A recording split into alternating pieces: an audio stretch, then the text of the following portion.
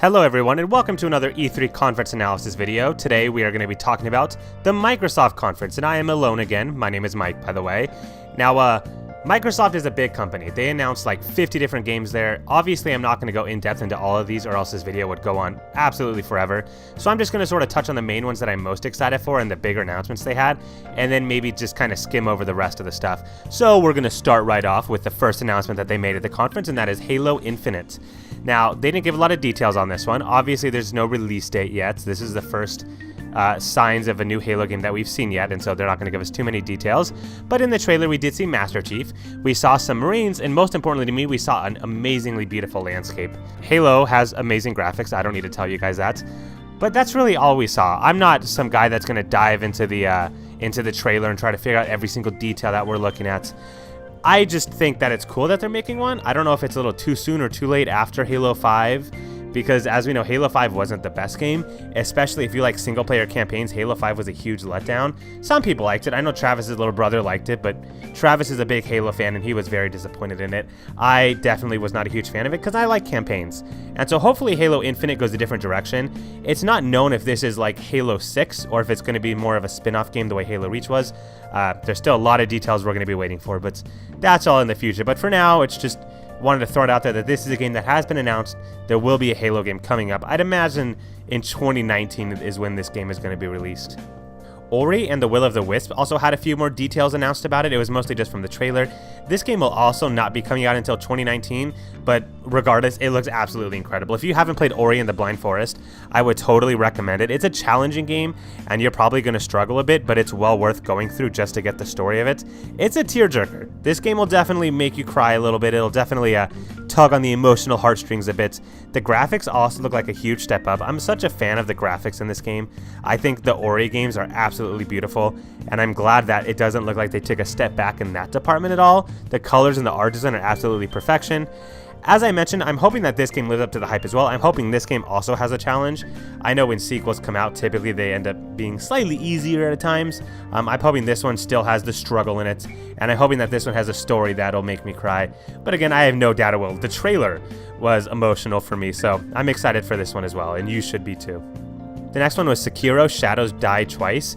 This game looks awesome. And just from the developers of the game, which is the same company that made Dark Souls, you can tell this game is going to be insane. Just from looking at the trailer, you can already see some incredibly horrendous looking enemies that are like vomiting stuff up. They look like they're undead.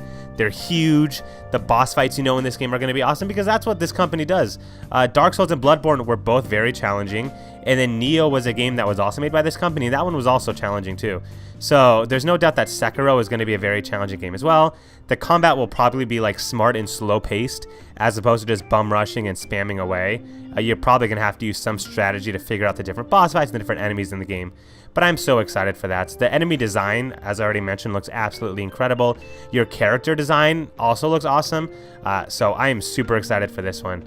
Again, this is a company that doesn't really do things wrong ever, so you should definitely have faith in this one. This one will also be coming out in the year 2019. So far, 2019 seems like the year for Microsoft.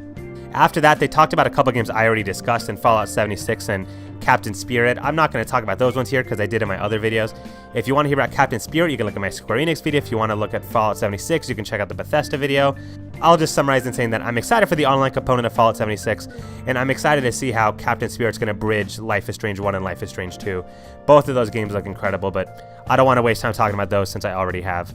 After those was Crackdown 3. This game has undergone another delay. That was announced before E3 though. It will not be coming out until February 2019, unfortunately. But on the plus side, it still looks like it's going to be an absolutely incredible game. At least in terms of the crazy department.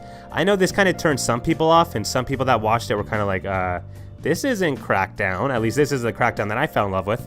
And, I can understand that. It seems like, and the website that I read an article on from Kotaku was basically saying this seems to be getting the Saints Row treatment, where it seems to kind of be going off the deep end a little bit more. But the gameplay does look fun. It looks like it'll be interesting just running around, attacking bad guys, taking your car, driving up walls and buildings and things like that.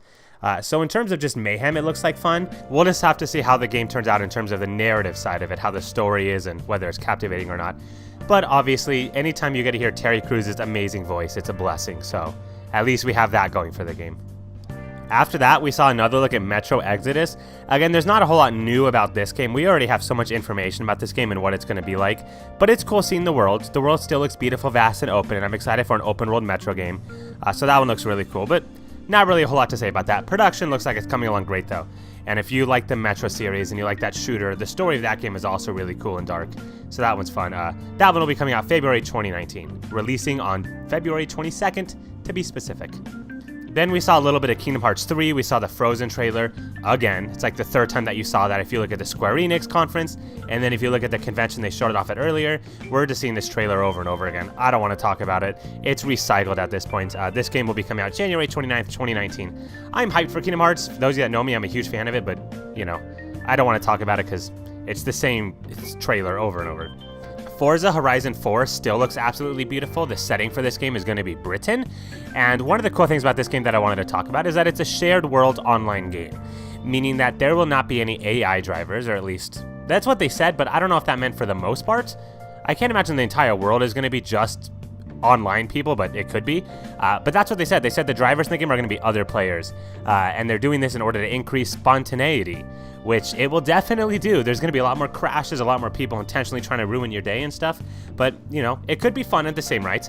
I think it will be fun. You know, playing online with people always increases that randomness, like they said. And in a lot of cases, it's fun as long as you're not taking the game seriously. So we'll see, but the game still looks beautiful. Obviously, it's Forza Horizon. These racing games always end up being absolutely awesome to look at. I like the setting being Britain, too. I think that's a new and fun setting to explore in. So we'll see how this shared world thing turns out, but I have a feeling it'll turn out pretty good. The release date for this game is October 2nd, 2018, and if you have Xbox Game Pass, you can get it on that. And same with Crackdown 3. Crackdown 3 will also be available on Xbox Game Pass. After Forza, they showed off the Division 2 and Shadow of the Tomb Raider. Again, I'm not going to spend time talking about these games because I already did. Division 2 I talked about in the Ubisoft conference video. Shadow of the Tomb Raider I talked about in the Square Enix video. I'm excited for both these games. I'm hoping the story for these games turns out good, but I'd give these ones a thumbs up as well. And then we have Session. Session is an interesting one because I was looking at the chat when I was watching the live stream for this, and a lot of people were saying, oh, it's the new skate game. We're so excited. We've missed this franchise. And then, yeah, it wasn't a skate game. It was Session, which is absolutely hilarious. I think a lot of people were disappointed when they saw Session pop up as opposed to Skate 4. I will say, the game still looks fun. You know, I'm not going to diss this game for not being Skate. Even if it's a new franchise or something completely different, it still could be a fun skateboarding game. I mean, we all saw the trailer and we all were excited for it. We all thought it was Skate because it looked good. So I say let's give Session a chance. Skateboarding games are usually fun, and this one looks like it's very well designed. Graphically, it looks awesome. We didn't see any gameplay, so I don't know control-wise how it's going to be, but, you know, I'm excited for it. I think it'll look good. But at the time, we do not have a release date for it yet. This is still very early on in its production. Devil May Cry 5 was announced, which I give a big hell to the yes to. I'm so excited for this one, though it's not coming out for like another year. Spring of 2019 is the official release time for this game. They said it's going to be a true sequel to Devil May Cry 4, which is awesome, and the demons in this game look just as gory and hilarious as ever before. I love this game because it has a sense of humor. It's very dark, and there's a lot of like violence and death and gore in it, but it doesn't take itself seriously. You know, it pokes fun at itself, it makes fun of itself. And the gameplay in Devil May Cry games have always been awesome, so I'm really excited for this. This was probably one of my favorite announcements and one of my favorite trailers that I saw from Microsoft so far, so this is one of the games that I can't wait to get my hands on, so this one gets a thumbs up for me. If you haven't played a Devil May Cry game before, I would definitely recommend it. They're Square Enix games, and they're fun. Cuphead is also getting some DLC, which looks interesting. It's called Delicious Last Course. This will also not be out till 2019, like pretty much every game ever. But it looks like it'll be just as tough. Hopefully it will be. If you're a Cuphead fan, you're probably a sadist that likes torturing yourself, and that's okay. There's also a brand new character in the game that you can play as well. I'm just excited to see the new bosses that are going to be in the game. If you're an adrenaline junkie like I am, that's looking for something tough. I never beat the original Cuphead. It's still on my list of games that I want to go back and finish, but if you have beaten it, you're probably like on edge waiting to play another hard, difficult game, and so for you, it's probably cool to see a new Cuphead DLC expansion announced, so this will be interesting. There is another hard game coming out, but we're going to get to that one later. For now, we're going to talk about Jump Force, which just looks like J-Star, which was a PlayStation exclusive game before. It was essentially a crossover with a bunch of anime characters, and it was like a fighting game in a big arena. Played a lot like Dissidia. But it had the same type of characters as Jump Force is, and this is going to be interesting because this game seems exactly the same. It's a bunch of anime characters in a fighting game. Some of the characters include characters from One Piece. You have Goku and Naruto, so obviously you have characters from Naruto and Dragon Ball Z, and there's loads of others, both heroes and villains in this game. This one seems like it's going to be another like big arena-style fighting game. I can't confirm that. The trailer didn't exactly show what kind of game it's going to be like, but it looks fun. So it's not the first mashup for these characters, but as far as I'm aware, it's the first time that they'll be mashing up together on the Xbox. So this is exciting for anime fans that own a Microsoft console. So, you know, hats off to you guys. You finally get your chance to try this out. Hopefully this one's good. I wasn't a huge fan of J-Stars, but you know, whenever I watch these trailers, I always say they're going to be better, and then they end up not being. But we'll keep our fingers crossed that Jump Force is fun. J-Stars got good ratings. It's just, I'm not a fan of arena fighting games like that. Dying Light 2 also looked really fun. I'm excited about this one because it looks like they're doing a lot to improve over the original Dying Light. I liked the first one, but the story in it was kind of weak, and I feel like the gameplay got a little bit repetitive. This game seems like they're improving a lot of things in it. Some people are speculating that it's going to be set in Paris, and on top of that, it feels like your decisions are going to be a lot more important in this one than they were in other ones. And so by that I mean, the example they used is the water supply. If you can choose to kill some guys and get yourself the water supply, and then your town gets better, but then it also increases the security, and then they start mistreating people. But then on the other ends, you can negotiate and make like a black market deal for water supply, which doesn't help your town out as much. So there's a lot of different options you can do that will change how the town comes out, your faction loyalties, how they turn out. There's a lot of branching dialogue and things like that. So, you know, Dying Light 2 looks like it's going to be a huge improvement from the first game. Hopefully they keep fixing this game up. There wasn't really a release date that I saw, so they still have plenty of time to keep fixing this one up, but I'll keep my fingers crossed. I'm excited. They also announced a new Battletoads game. There wasn't really any details, but I am so excited about this. If you know me, you know that I love Battletoads. This is one of my favorite, like, satanic type of games, and this is the one that I was alluding to when I was talking about Cuphead earlier. Battletoads is freaking hard. It's 10 times harder than Cuphead ever was. It was impossible to beat. It was definitely one of my crowning moments beating Battletoads, and I'm so excited to go at it again. It's been forever since they made a Battletoads game, so I'm secretly hoping that it keeps its difficulty. After all this time, games tend to change a lot, and I'm worried that they're going to make their game easier to kind of roll with the times. Battletoads doesn't seem like the kind of franchise that would do that, but you never know. This game won't be coming out until 2019. It also still has 3-player couch co-op, which in the year 2019 just sounds incredible. It sounds like something that shouldn't even exist anymore, but I'm excited for that one. In case you haven't played them before, they're insane beat-em-up side-scroller games. So it's like that 90s style fighting game because that's when the game came out. So if you're looking for a hard challenge just like Cuphead was, and you want to do a co-op version of it too, just like Cuphead, I would highly recommend this new Battletoads game. Hopefully we get more details coming out. They didn't really show any gameplay, but we'll see. Then they showed Just Cause 4, which was supposed to be a big reveal, but it was leaked on Steam before E3 happened, so it wasn't a huge deal. I already talked about this in the Square Enix one as well, but the weather is kind of the big thing, right? Weather can affect the gameplay, it affects the environment, destroys houses, attacks enemies, things like that. So we'll see how the lightning and sandstorms and all that end up paying off. But it looks cool, and I'm excited for it. But I already talked about it, so I'm not going to go into detail anymore. Gears of War kind of stole the end of the show. There's so much stuff coming out for Gears of War. They have a mobile Funko Pop game coming out, which looks absolutely adorable. And then there's also a tactical strategy game coming out for Gears of War as well, called Gears Tactics. So there's a lot of interesting stuff coming out in that way, but obviously the big announcement was Gears of War 5 coming out. So I think that was sort of the steal of the show. It seems like it's going to be around Kate Diaz. She was a character that was first introduced in Gears of War 4, so we're going to continue seeing her story and what was going on with her mind. The enemies seem kind of new and interesting. They almost seem kind of robotic and futuristic in a way, so I'm curious to see what the story is going to be. I wasn't too thrown off a loop. I kind of expected a Gears of War game because that one's announced quite a lot. There's obviously this is the 6th Gears of War game in the franchise if you count Judgment, so, you know, seeing one at E3 is not like a huge surprise, but it looks cool.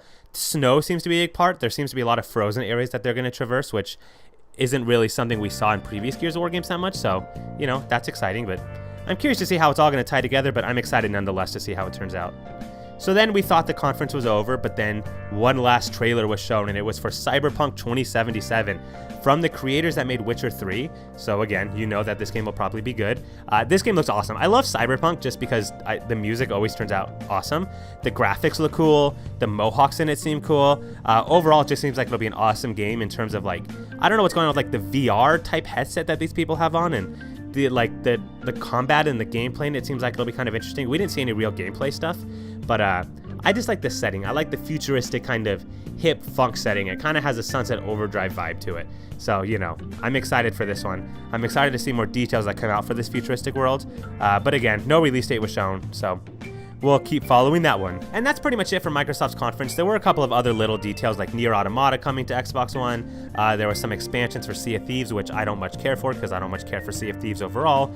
But, you know, it was a strong conference, I think, for Microsoft. And I think between them, Sony, and Nintendo, Microsoft made a case for themselves to say they might have had the best E3 this year. I think it was better than Nintendo's for sure. Showing off 50 games at a press conference is kind of huge.